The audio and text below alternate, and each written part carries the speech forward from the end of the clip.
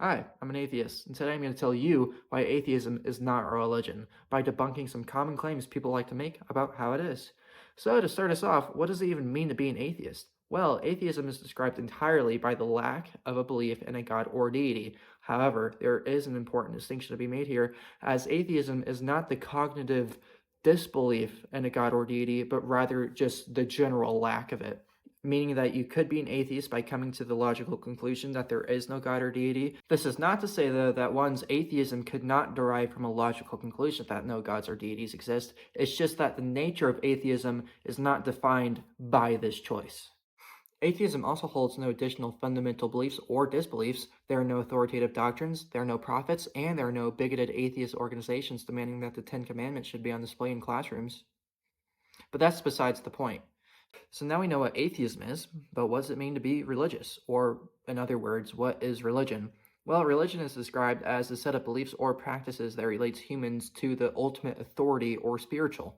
However, it is important to recognize that while many religions may have sacred texts or places of worship, these cultural items aren't necessary for a religion to be classified as a religion. Again, religion is simply defined by the personal acknowledgement of a transcendental or ultimate authority, not the cultural practices that come along with it, though many do stem from religion.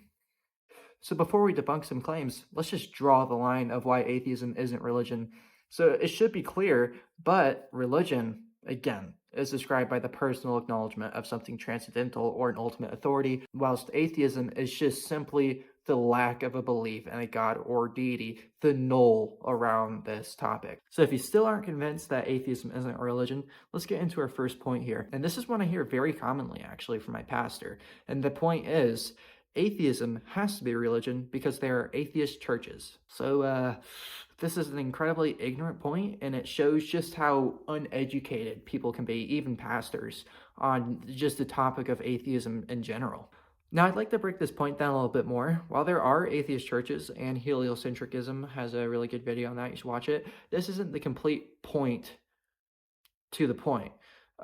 Really, what he's saying here is that there are places where atheists will sometimes congregate, and sometimes the point of this congregation will be to discuss atheism, which again is true. These places do exist, but this does not mean they are in any way religious. There are two main issues I have with this point. Number one is that this is a false analogy, which is a logical fallacy defined by drawing a conclusion between two things based on a superficial similarity. And second, this is just a fundamental misunderstanding of what religion even is. As stated earlier, religion refers to the personal acknowledgement of a transcendental or ultimate authority, which obviously atheism does not provide in any way. If one wanted to argue that these congregations are religion adjacent in the sense that people are meeting together for the same purpose, I would agree with you. And this is actually kind of interesting because that also means birthday parties, weddings, basically anything that involves people meeting together is religion adjacent. All right, moving on to point number two. Atheism is a worldview and must be a religion if it answers fundamental questions about the universe.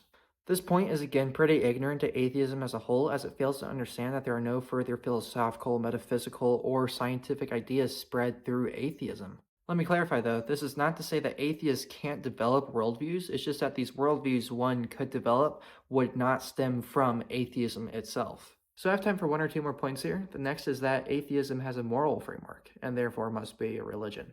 And again, I'm sorry to go back to this point, but this is just an ignorant misunderstanding of what atheism is. There are no moral guidelines given, and while there may be moral commonalities between two atheists, this does not mean every atheist has the same moral framework. Take this, for example. One atheist might support abortion, one might not support abortion, but they do not share the same fundamental moral framework.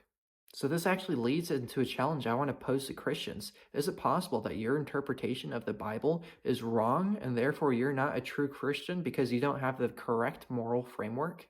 Of course, this isn't a challenge uniquely posable to Christians. You could pose it to really any religion with a sacred text. I just say Christians because that's where I was brought up. Okay, final point here. Atheism requires faith. So if you grew up in an evangelical household and came out as an atheist in said household, you've heard this point dozens of times. I can guarantee it. And they're actually kind of right. The cognitive decision to not believe in a god or deity does require a type of faith. But there are major underlying issues here. Number one, religion doesn't require faith from the religious person. It's just simply defined as the personal acknowledgement of a transcendental being. And then also, you can be a brain dead atheist. An atheist who is brain dead can't have any sort of faith, but they would still be an atheist as they do not believe in a god or deity. All right, so that's pretty much it for this video. I wanted to do something a bit more in depth, but it kind of fell apart, and it's been 2 weeks since I last uploaded, so ooh. And also, this is an easy topic. I mean, atheism is just clearly not a religion. Next week, I'll have something more in depth, though, maybe on Gnosticism, maybe on some other esoteric thing. I'm reading a book on esotericism right now. It's pretty good. And yeah, if you want to see part 2 of this, maybe more in depth, please let me know. I'll certainly do it. And yeah, that's about it.